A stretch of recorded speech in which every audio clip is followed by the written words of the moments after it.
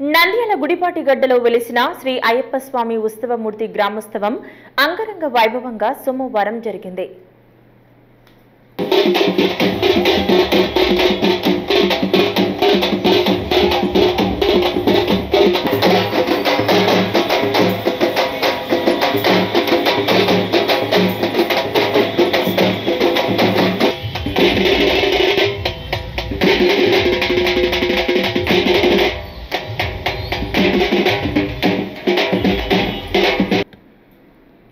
నంద్యాల పట్టణం గుడిపాటి గడ్డలో వెలిసిన శ్రీ బ్రహ్మరాంబ మల్లికార్జున స్వామి అయ్యప్ప స్వామి గుడి 45వ వార్షికోత్సవ వేడుకలు గత 3 రోజులుగా ఘనంగా నిర్వహిస్తున్నారు.